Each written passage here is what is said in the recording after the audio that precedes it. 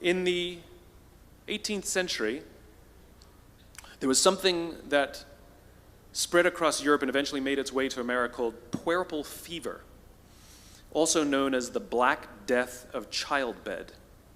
Basically what was happening is women were giving birth and they would die within 48 hours after giving birth. This Black Death of childbirth was the ravage of Europe, and it got worse and worse and worse over the course of over a century. In some hospitals, it was as high as 70% of women who gave birth who would die as a result of giving birth. But this was the Renaissance. This was the time of empirical data and science, and we had thrown away things like tradition and mysticism. These were men of science, these were doctors.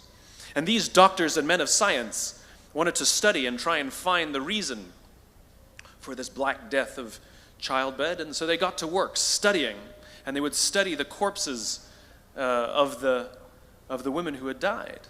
And in the morning they would conduct autopsies, and then in the afternoon they would go and deliver babies and finish their rounds.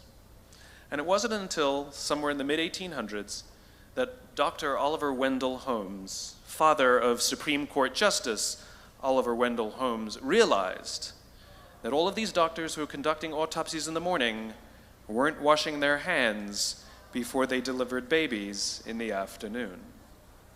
And he pointed it out and said, "Guys, you're the problem." And they ignored him and called him crazy for 30 years, until finally somebody realized that if they simply washed their hands, it would go away. And that's exactly what happened.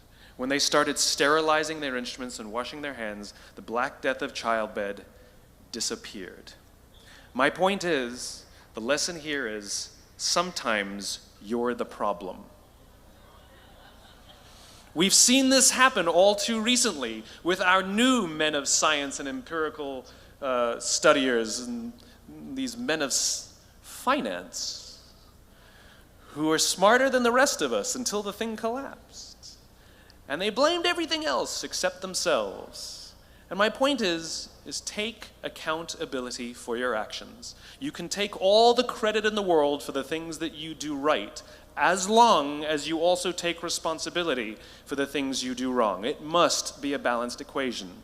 You don't get it one way and not the other. You get to take credit when you also take accountability.